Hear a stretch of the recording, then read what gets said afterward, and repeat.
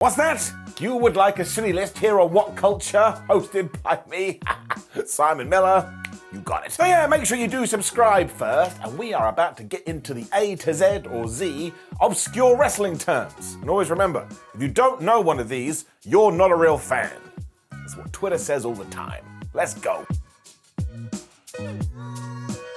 A, the André Shot. Tying into Andre the Giant, this is indeed when we shoot a wrestler from the ground looking up because that makes them look super duper tall. Which of course is why we call it the André Shot, because Andre the Giant was already tall. Someone said, I've got an idea. Why don't we make him look taller?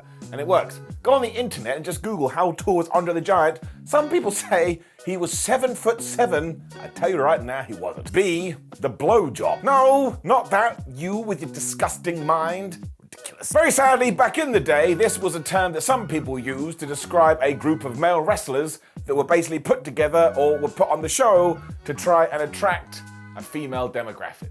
I don't want to have to talk about this stuff. Let's just move on. Number C, the carpenter. So you may know this one by another name, but it's essentially when a wrestler is really technical and can have a good match with anyone, we call them a carpenter. Good hand is another term, or journeyman, I suppose. And yeah, I mean, just go listen to any kind of wrestling documentary.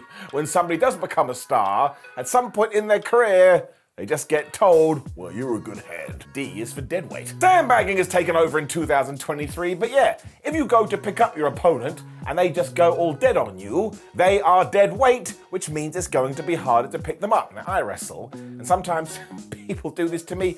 It's impossible. Even if you are a small human being, you're still a human being. For the love of everything, would you jump? And for the love of everything, would you post? E stands for exotico. So I guess gold dust would be the best example in the modern day, although it does tie into a Mexican term. But yeah, if a wrestler dresses up in drag, and you are fighting in South America, will probably be referred to as exotico. F stands for flare flop. Do you remember when Ric Flair would get smacked and then he'd walk a little bit before he just fell on the floor? Well, that is known as the flare flop. And he did it so well, and it was so damn funny, and it was so damn entertaining, we still reference this today, which we should do.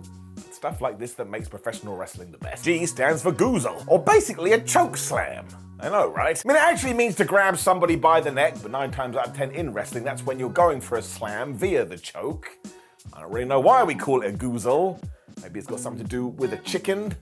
But why the hell are you walking around strangling chickens? H stands for hooker. I mean, the fact that Lou Thesz named his autobiography after this should probably give you a good damn idea what it's all about. Basically, somebody who has excellent mat skills and can beat you with a hold from anywhere is known as a hooker. I suppose shoot wrestler could come into it in the modern day. Also, these people can kill you. I stands for idol wrestler. This comes from Joshi wrestling, and I suppose is a little bit eyebrow raising. This is basically a female wrestler, or any kind of wrestler I suppose, whose physical attractiveness is part of the draw. I know, it all ties in, but it's gonna cause some controversy. Always does. J stands for juicing. You know this somebody if somebody does indeed get a razor blade and nicks it across their head, allowing blood to flow from their skull. It's called juicing, I suppose because it looks a bit like orange juice. So remember that the next time you're having your favorite breakfast drink. K is for King's Road. This is basically a style that does indeed take Japanese strong style and blends it with an American influence. It came to be in the 90s, and if you do want to see this, just go and put on some Japanese tapes from that time, and you'll either laugh because they smack each other so hard, or you actually want to cry. L is for lesbian pollen. I'm not sure whether this one counts, but I'm pretty sure the OSW review came up with it, so let's put it in. Because it's basically when a wrestler plays a kayfabe lesbian to try and draw in their opponent. Or essentially just a way to describe what Mickie James was doing 20 years ago with Trish Stratus. M stands for Muta scale. This one is bonkers because it serves as a measure of the amount of blood you've lost. I mean, if you have a 0.0 muta, that means no blood, and if you get to 1.0, that means it's off the scale and you're probably bleeding everywhere. It all ties into when the Great Muta did indeed take on Hiroshi Hase back in 1992, because flub me sideways. I mean, you do not watch this if you are the weak of heart. Once again, I swear they were trying to kill each other. N stands for night off. Another nice and easy one, if you do indeed turn up to the arena and someone says, oh hey, you're working this excellent wrestler, it feels like a night off because you know it's going to be easy work. I mean, see somebody like Bret Hart, see someone like Mr. Perfect, or I suppose in more modern days, someone like Kenny Omega, Bryan Danielson, They will thump you pretty hard. O stands for outlaw promotion. I don't think this one does the round as much anymore just because we have moved on, but back in the day, if you were an indie promotion that booked your wrestlers to do crazy things to try and get some kind of notoriety, you were an outlaw promotion. I suppose GCW would be a more modern take, but GCW is pretty damn awesome. P stands for Pillmanize. So you must have heard this over the years, because when you see a wrestler take a chair, wrap it around somebody's leg or wrap it around somebody's head, and then stomp on it, this is known as Pillmanizing said joint or said head. Once again, if you're thinking to yourself, I have seen that, and it kind of comes across like attempted murder, 100% correct. Q stands for I couldn't find one, so I made it up. And I've gone with quarantined, which is when your travel buddy that you went to the show with has to be locked in the car because they really, really stink. I know, I shouldn't be allowed out the house. R stands for Road Warrior Pop. Nice and easy this one, because when the Road Roars did used to make their entrance, especially in Chicago, everybody would go so crazy for Hawk and Animal that even today, if you do get a good reaction during your entrance, it is known as a Road Warrior Pop.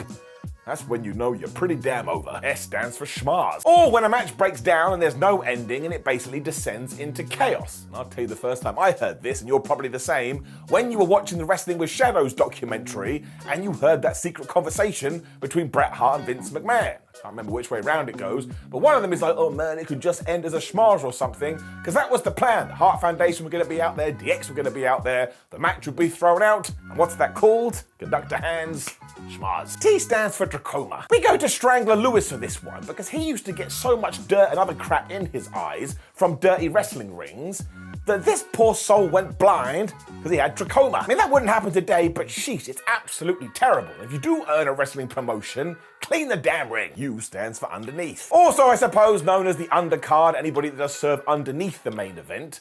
To tie into an amazing thing that Lance Storm tweeted recently, everybody on the show is damn important. Because if you do only have one match, do you think people are actually going to turn up? No, everybody has their place on the damn card, and that needs to be respected. V stands for visual fall. Also known as WWE's favorite finish. So when the referee has been murdered and therefore can't make the official pinfall, if one wrestler pins another wrestler, and he gets the 1, 2, 3, and all the crowd goes 1, 2, 3, and we see it with our eyes, well, yeah, you can figure this one out. It's a visual pinfall, so they should have won the match, but of course the ref didn't go 1, 2, 3, so it counts for nada. W stands for work shoot. Also what killed WCW, and I suppose if you want to try and make your audience think what they're seeing is real, you either take a real life situation and you weave it into a story, or you come up with a story and you try and tell everybody watching that actually it's legit. Now when you do get this right, fans do love it because it comes so engaging.